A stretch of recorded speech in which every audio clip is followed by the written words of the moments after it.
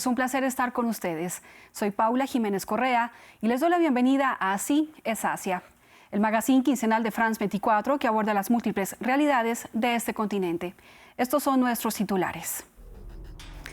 Amnistía Internacional y la Comisión Internacional de Juristas piden a la Corte Penal Internacional investigar como crímenes de lesa humanidad los abusos de los que son víctimas las mujeres y niñas por parte de los talibanes en Afganistán. El informe señala que se trata de una persecución basada en motivos de género. En India, los accidentes industriales matan al año a miles de personas e incapacitan de por vida a otro tanto. Según el gobierno, al menos 6.500 trabajadores murieron entre 2017 y 2021, pero los activistas denuncian que las cifras son mayores. En este 2023 se cumplen 70 años de la primera conquista del Monte Everest. Conoceremos quiénes fueron los hombres que lograron esta hazaña y que abrieron camino para que miles de personas más se aventuren en esta peligrosa travesía.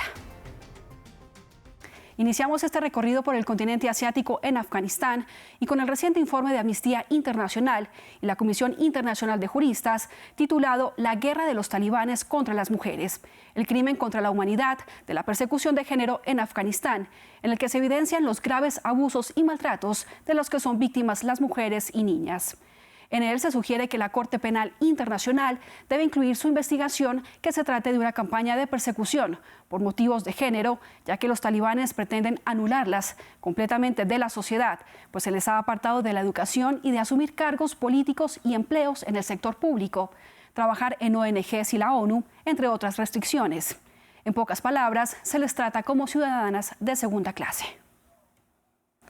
Para profundizar en los pormenores de este informe, conectamos con Santiago Cantón, secretario de la Comisión Internacional de Juristas, que junto con Amnistía Internacional realizaron este reporte.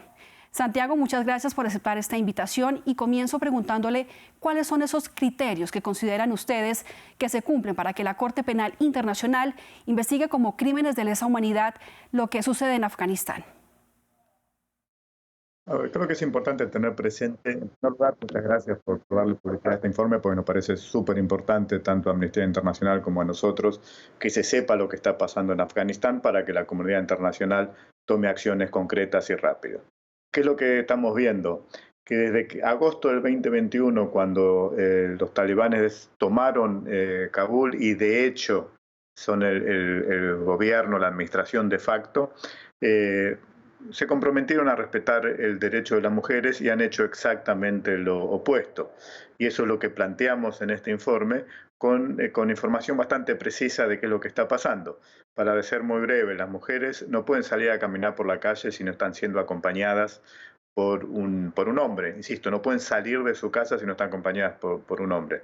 No pueden trabajar. La mayoría de las mujeres, particularmente en Kabul, trabajaban en organismos internacionales, ONGs internacionales, Naciones Unidas, y se les ha prohibido trabajar en esos lugares. No pueden estudiar, pueden tener una educación mínima, muy mínima. Y por supuesto hay otras cuestiones como, aún peores, como que son obligadas a casarse, inclusive cuando son menores de edad. Eso es lo que hemos identificado con Amnistía Internacional y es uno de los aspectos más graves que tiene consecuencias aún peores, que si quieren podemos seguir hablando de eso también. ¿Cuál es el cambio o la respuesta que piden precisamente de la comunidad internacional para frenar estos abusos? Perfecto. ¿Qué es lo que está pasando? En base a eso que mencioné antes de las prohibiciones que tienen las mujeres, obviamente muchas mujeres se oponen a eso y protestan. ¿Cuál es la consecuencia de esa protesta? Hay detenciones arbitrarias, o sea, son detenidas de manera completamente arbitraria, son torturadas, algunas han desaparecido, eso es lo que hemos visto en el informe. Por lo tanto, consideramos, conjuntamente con Amnistía Internacional, que se dan los requisitos para que se considere que se están cometiendo crímenes de lesa humanidad por persecución de género, específicamente por persecución de género. Y eso es lo que estamos planteando y es lo que la Corte Penal Internacional ha escrito en un documento a fines de diciembre del 2022, hace muy poco, donde explica con bastante detalle qué es la persecución de género. Y en ese informe se plantean muchos de los parámetros que nosotros estamos viendo en Afganistán. Por lo tanto, una de las primeras cosas que le pedimos a la comunidad internacional, específicamente a la Corte Penal Internacional, es que continúe avanzando la investigación que abrió hace un tiempo y que la reinicie y que profundice para poder llevar a la justicia a todos los responsables por estos crímenes de lesa humanidad. Este tipo de investigaciones en la Corte Penal Internacional, ¿cuánto tiempo pueden tardar? Es decir, ¿es posible que veamos en el corto o mediano plazo un fallo a favor de las mujeres y niñas en Afganistán? A ver, siempre es el gran problema, ¿no? La justicia y la justicia internacional muchas veces es muy lenta y esto lo hemos hablado muchas veces. En la Corte Penal Internacional, la Fiscalía de la Corte Penal Internacional inició una investigación hace un tiempo atrás, luego debió suspenderla por motivos estrictamente técnicos dentro de la Fiscalía de la Corte Penal Internacional y ahora ya la puede reiniciar esa investigación. Por lo tanto, esperemos que en los próximos meses se reinicie. Y luego vienen otras etapas, que es determinar quiénes son los responsables, determinar en qué tipo de delitos y llevarlos a juicio. Estamos hablando de años, no estamos hablando de meses, ¿no? Pero ya de por sí el hecho de que la Fiscalía de la Corte Penal Internacional investigue y otros países tomen acciones concretas que pueden tomar hoy en día, como iniciar juicios internacionales en contra de estas personas, como pedirle a las Naciones Unidas que haga una investigación más específica, todo eso le puede poner límites, con suerte, a las cosas que están pasando en Kabul y ser un apoyo muy importante para millones de mujeres que hoy en día viven una situación completamente de violaciones sistemáticas a sus derechos. Agradecemos a Santiago Cantón por haber estado con nosotros. En India, los accidentes industriales matan e incapacitan a miles cada año. Entre 2017 y 2021, al menos 6.500 personas fallecieron en el trabajo, según autoridades públicas, muchos más según activistas sindicales. India aspira a convertirse en una potencia industrial que fomente la inversión y la innovación, pero las tragedias relacionadas con el trabajo continúan siendo noticia en el país. En Nueva Delhi, Ismail Khan sigue de luto por la muerte de su hermana, a quien perdió hace un año. Esta es mi hermana, Muskan. Murió en un incendio. Estaba trabajando en una fábrica. Esta foto es de cuando iba a la escuela. Estaba modelando. Cuando miro esta foto, la extraño mucho.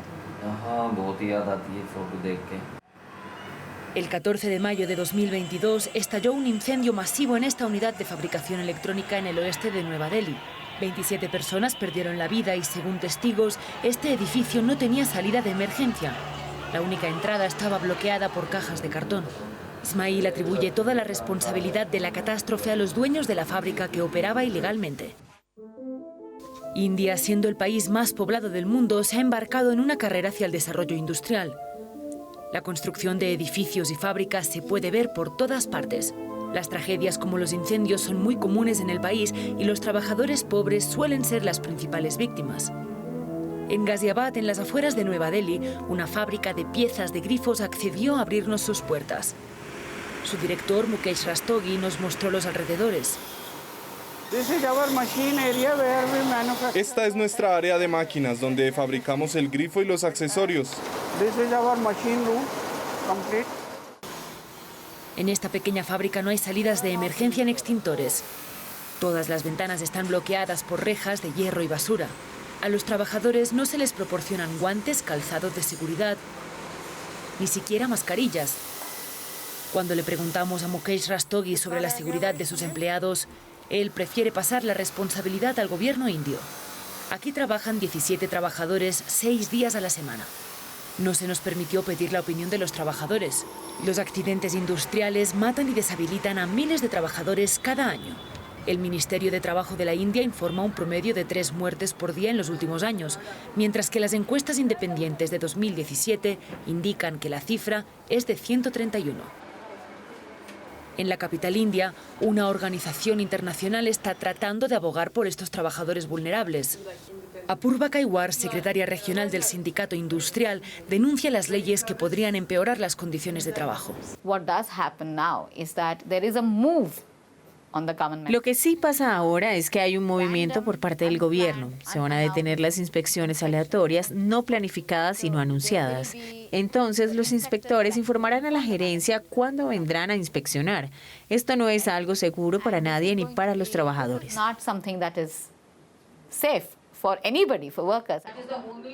El gobierno ha anunciado, entre otras medidas, que solo las fábricas con más de 250 empleados estarían obligadas a tener un comité de seguridad, frente a los 10 anteriores. Una reforma también criticada por los sindicatos. Los tibetanos lo nombran Frente del Cielo o Madre del Universo. El monte Everest, el pico montañoso más alto del planeta, fue conquistado hace 70 años, luego de numerosos intentos anteriores. Suizos y franceses estuvieron cerca de llegar a la cima desde 1921, pero fue en mayo de 1953 cuando un experimentado alpinista de Nueva Zelanda y un habitante originario del Himalaya lograron la hazaña. El informe es de Samuel Salgado. 2 de julio de 1953, Edmund Hillary, alpinista neozelandés, y Tenzing Norgay, habitante originario del Himalaya nepalí conocido como Sherpa, son ovacionados en las calles de Katmandú. Festejan la hazaña de haber llegado a la cima del mundo, el pico del Everest, por primera vez en la historia de la humanidad. Semanas antes, el 29 de mayo a las 11:30 de la mañana, Hillary y Norgay estaban en la cúspide de la montaña más alta del planeta. A sus pies, 8.849 metros sobre el nivel del mar. A pesar de que estaba de pie en la cima del mundo, no fue el final de todo. Yo seguía mirando más allá, a otros retos interesantes. Así describiría más tarde el alpinista neozelandés su gesta en un libro autobiográfico. Pero dominar el Everest no fue fácil. La invasión de la entonces China de Mao Zedong al Tíbet había restringido el acceso norte del Everest, y otros países que comparten la cadena montañosa como Nepal endurecieron sus políticas de ingreso al territorio entrada la década de 1950. Además, en las gélidas y rocosas crestas del Himalaya desaparecieron numerosos alpinistas años anteriores. Golpe tras golpe, con regularidad desesperante, una pedrera inestable dificultaba nuestro ascenso y me obligaba a subir lentamente. Hillary y el Sherpa Norgay ya lo habían intentado varias veces, pero fue justamente esa experiencia un factor decisivo para triunfar en la aventura que lograron 6.300 personas más en los últimos 70 años. Y para el cierre les dejo este dato. En China existe un carnet de puntos con el que el gobierno ejerce control sobre los ciudadanos. Es un sistema de puntos, premia los buenos comportamientos, las donaciones a organizaciones caritativas, beneficia con acceso a préstamos bancarios y educación, entre otros. Pero también castiga si no se pagan las deudas, se contamina y se habla mal del gobierno. Este polémico sistema de vigilancia se instauró en 2020. De esta manera llegamos al final de esta edición de Así es Asia. Recuerde que puede ver este y otros programas en nuestra página web france24.com y no olviden nuestra cita quincenal.